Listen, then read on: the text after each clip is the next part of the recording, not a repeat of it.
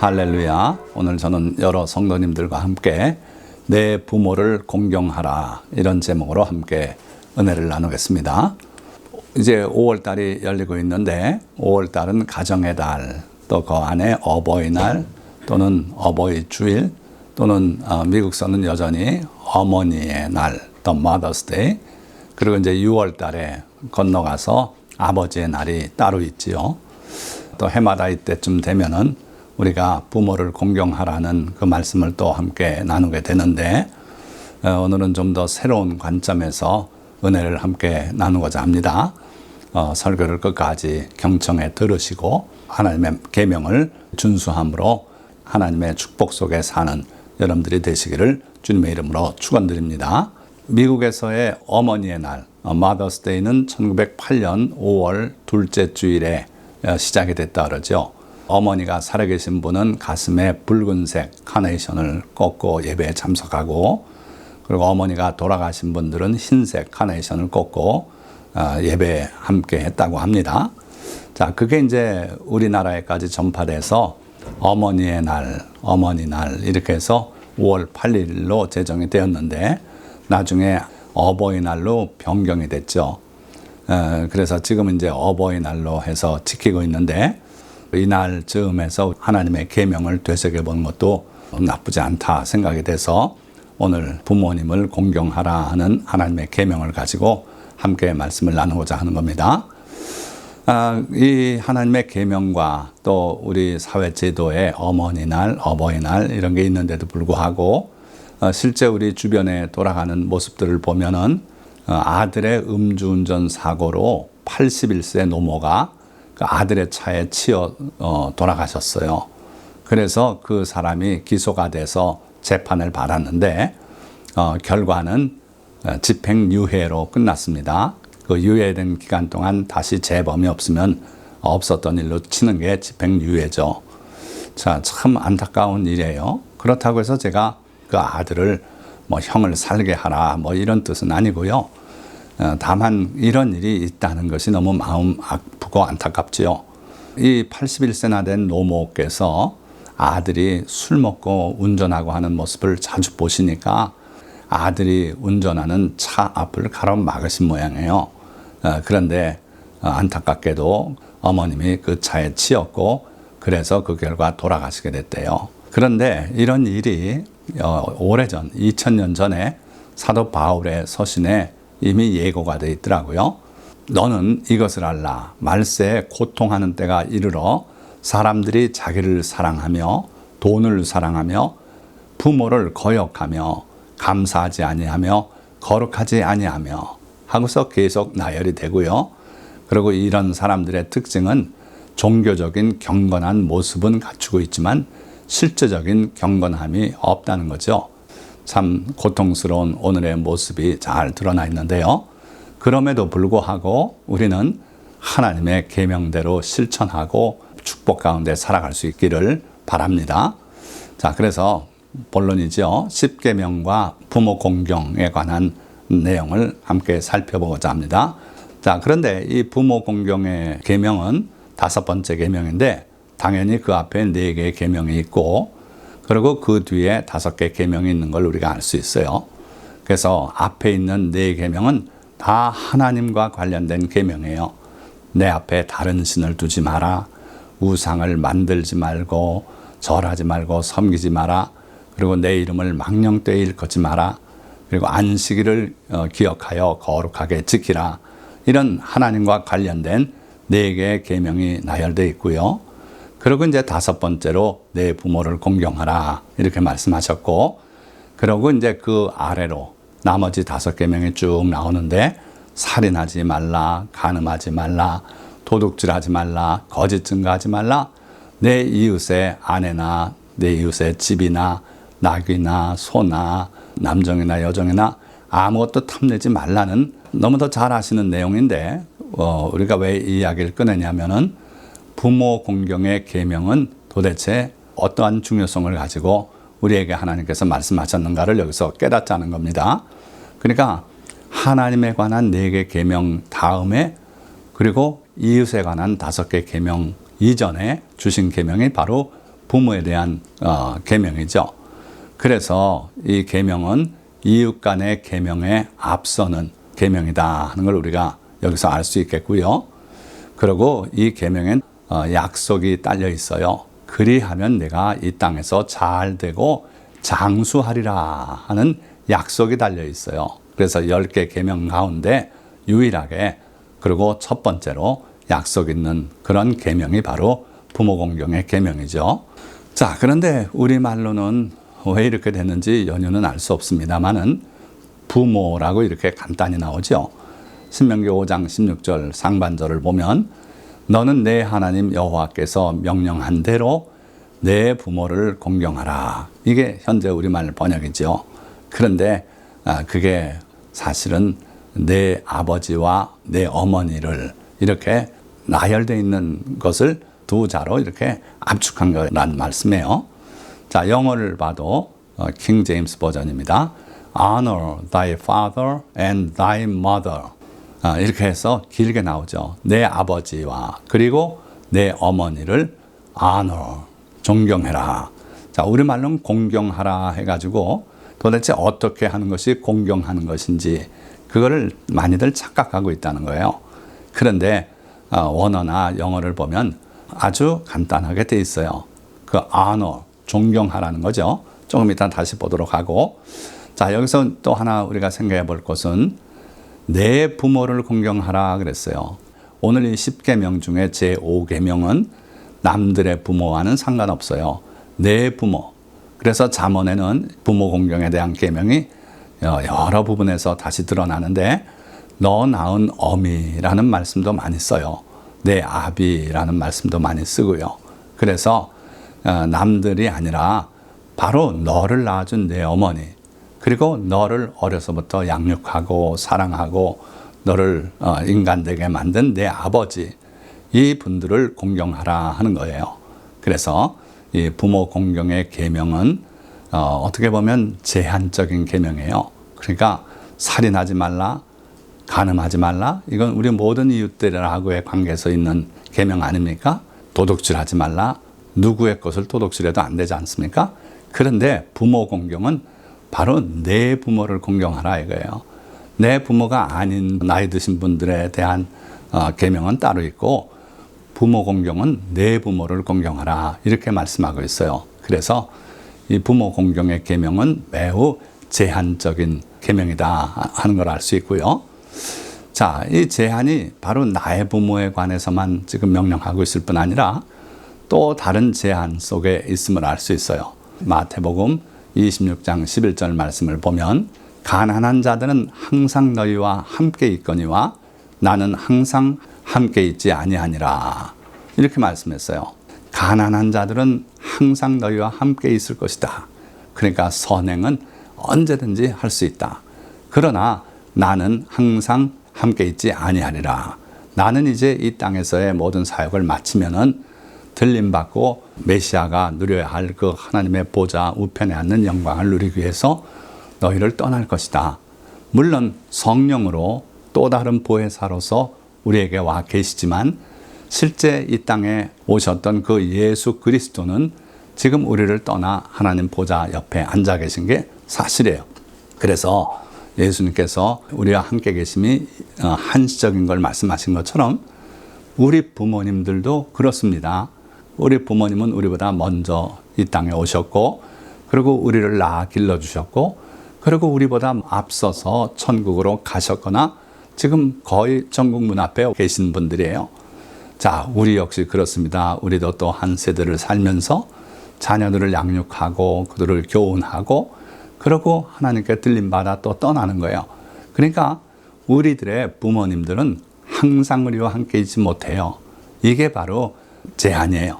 그러니까 정말 짧은 기간 동안 우리가 우리 부모님을 봉양하고 공경하고 할 수 있는 그 기간이 길지 않다.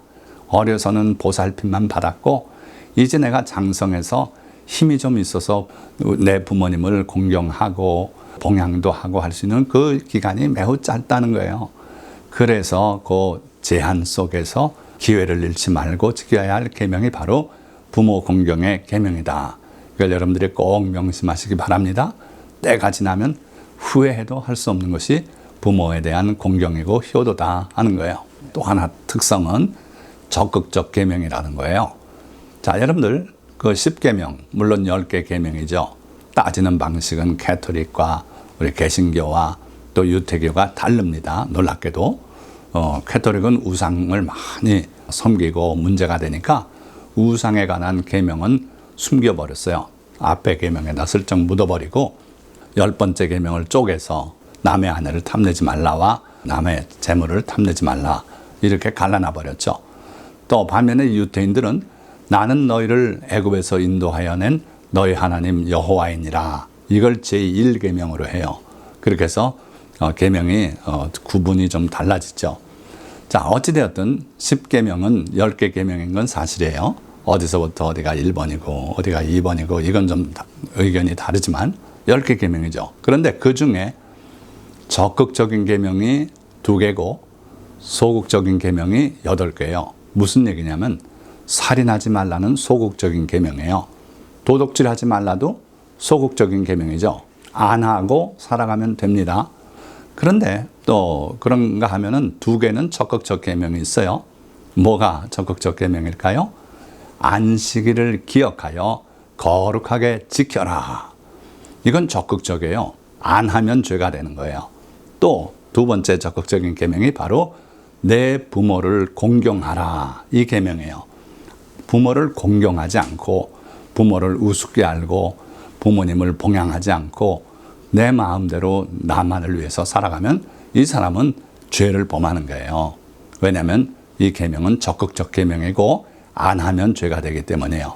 그러니까 여러분들이 명심하시고 내가 뭐 부모님 괴롭히지 않고 속상하지만 않게 하고 나 혼자 떨어져서 잘 살면 되지. 그거 아니올시다. 그거는 적극적 계명을 어긴 게 되는 거예요. 그래서 우리는 힘을 다해서 우리 부모님들을 공경할 줄 알아야 된다 하는 거죠. 자, 그런데 오늘 이제 중점 중에 하나는 공경의 참 의미가 뭔가 하는 거예요. 우리가 하도 많이 이 반포지효에 대해서 들었죠. 뭡니까? 까마귀는 장성하면은 자기 늙은 부모를 먹인대요. 그게 얼마나 사실인지 저는 잘 모르겠습니다. 그러나 그 교훈적인 이야기로는 그 얘기가 많이 들려지고 있어요. 그래서 다른 새들과 다르다. 까마귀는 늙어서 자기 부모들이 제대로 먹이를 먹지 못하고 하면은 새끼들이 먹을 걸 물어다 부모를 먹인다. 마치 어린 새끼를 기를 때처럼 자기가 그렇게 부모님께 받아 먹은 거를 보답하는 것처럼 그렇게 한다는 거죠. 자, 그래서 부모를 공경하라 효에 관해서 늘 얘기할 때는 까마귀 얘기를 해요. 자, 그러다 보니까 나약해진 부모님을 봉양하는 것을 공경으로 이렇게 착각합니다. 그러나 그렇지 않다는 거예요. 성경에 내 부모를 공경하라 하신 그 원어를 보니까 카바드 또는 카베드예요. 이건 뭐냐 하면요. 무겁다는 의미예요. 그래서 to be heavy, to be weighty 또는 이제 거기서 발전해서 honorable, be honored, 존경스럽게 여겨지다 뭐 이런 의미죠. 또는 그게 이제 타동사꼴로 써서 무겁게 하다, 존경하다, 또 존경받으시게 하다 그 용도에 따라서 그렇게 의미가 있어요. 간단히 말해서 무겁다는 거예요.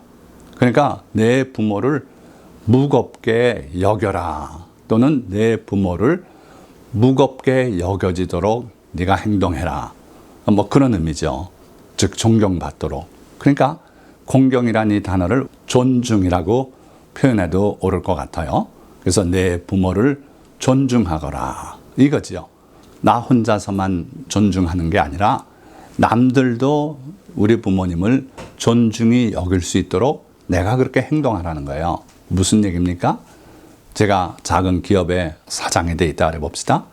시골에서 부모님이 초라한 모습으로 찾아 올라오셨어요.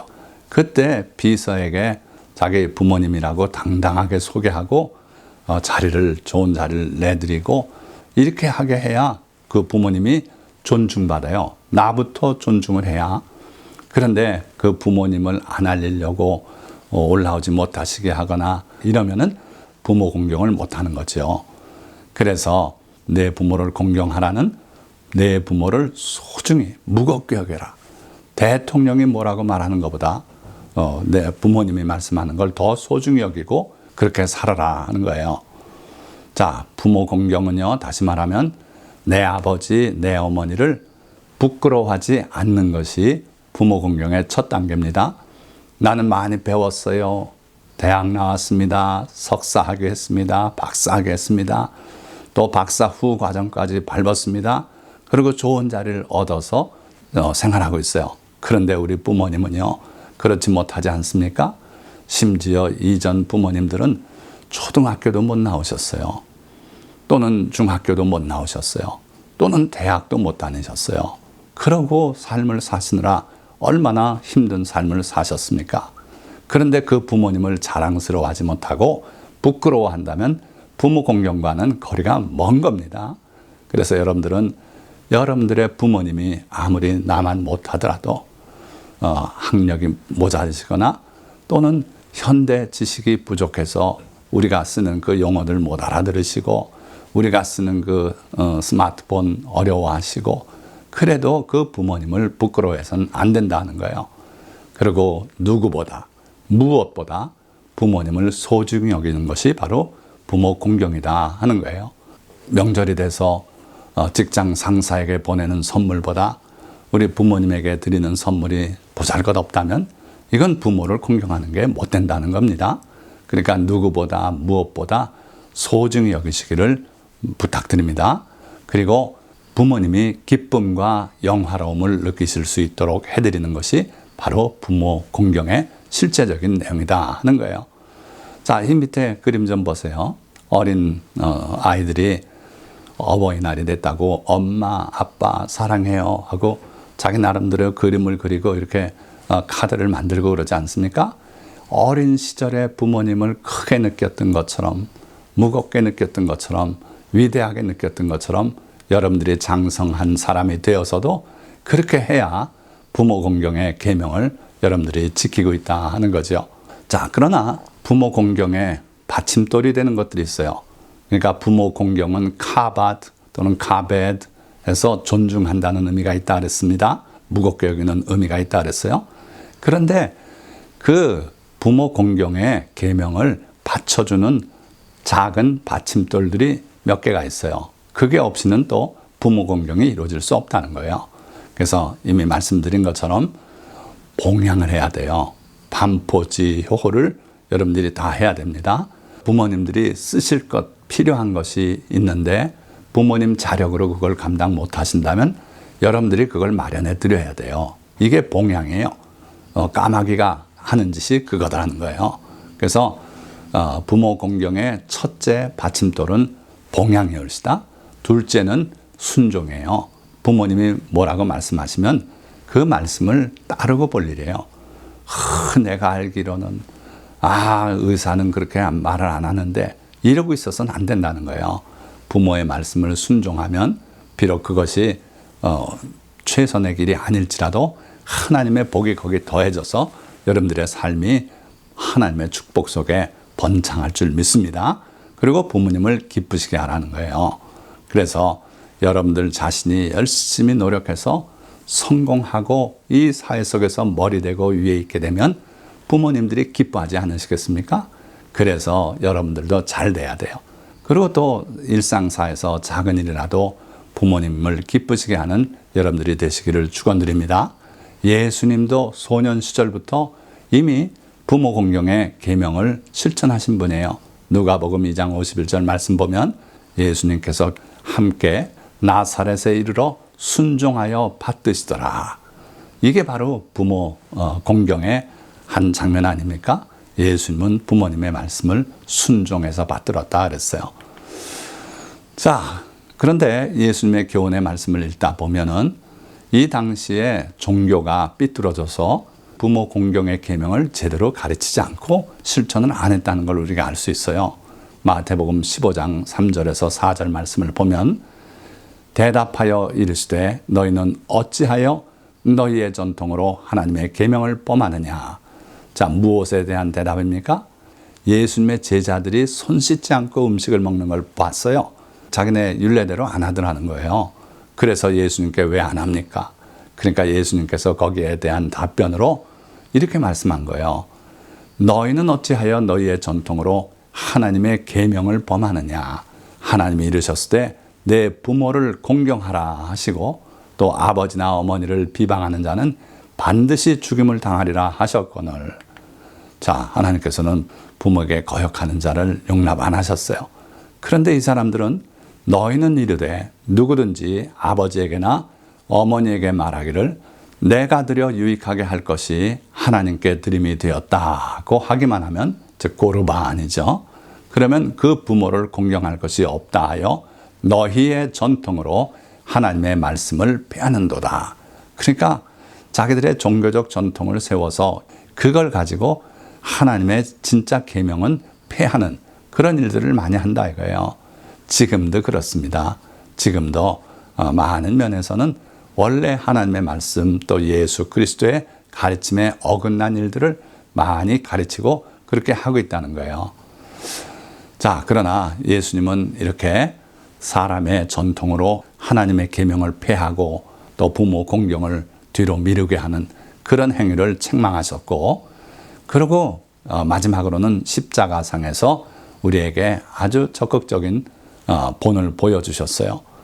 요한복음 19장 25절에서 26절 말씀을 보면 예수의 십자가 곁에는 그 어머니와 이모와 글로바의 아내 마리아와 막달라 마리아가 섰는지라. 예수께서 자기의 어머니와 사랑하시는 제자, 즉 요한입니다. 그러니까 곁에 서 있는 것을 보시고 자기 어머니께 말씀하시되 여자여 보소서 아들이니이다 하시고, 즉 옆에 있는 이 요한이 당신의 아들입니다. 그런 얘기를 하신 거예요. 말이 됩니까? 이게 평상시에 말하면 말이 안 되는데 지금 십자가에 못 박혀서 곧 운명하실 그 순간에 예수님께서 자기 어머니 마리아에게 이제부터는 여기 서 있는 이 제자가 당신의 아들이 될 것입니다. 그렇게 말씀하고 있는 거예요. 또 그 제자에게 이르시되 보라 내 어머니라. 요한에게는 봐라 이분이 앞으로 내 어머니다 하신데 그때부터 그 제자가 자기 집에 모시니라. 그리고 전설에 의하면 요한이 평생에 막달라 마리아를 끝까지 모셔서 그 모시던 돌집까지 알려져 있고 그래요. 그러니까 예수님은 자기의 공적 생애를 다 사시고 그리고 마지막 운명하기 전에 자기를 낳아주신 어머니를 자기 사랑하는 제자 요한에게 내 어머니다. 요한이 경제력이 좀 있던 제자예요.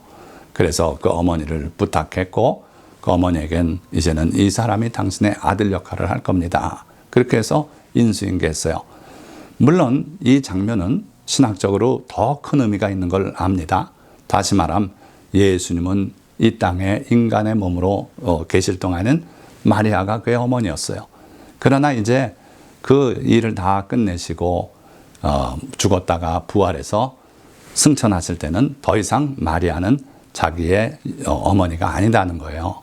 자, 그건 이제 신학적인 중요성을 얘기한 거고, 오늘의 주제 부모 공경과 연관해서는 우리 주님은 끝까지 자기의 사명을 다 하시면서 그걸 우리의 본으로 남겨주셨다 하는 거예요.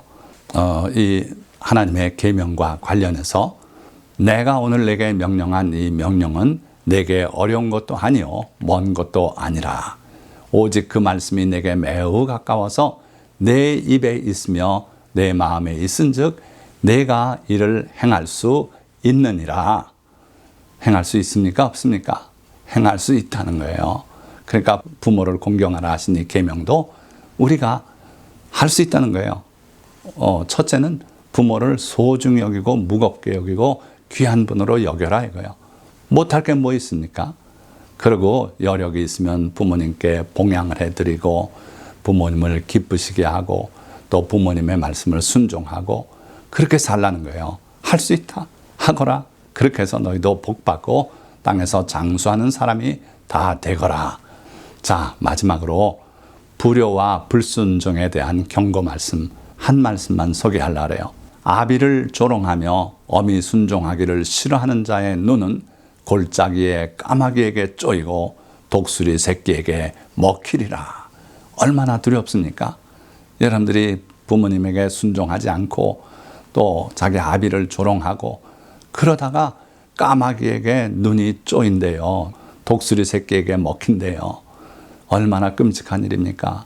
왜 하필 까마귀입니까? 까마귀는 그래도 짐승이고 미물이지만 자기를 낳아주고 길러주고 그리고 먹여준 그 부모가 늙었을 때는 대신 먹이를 구해라 먹이는 그런 새니까 까마귀가 우리를 오히려 조롱하고 우리의 눈을 쪼겠다는 거예요.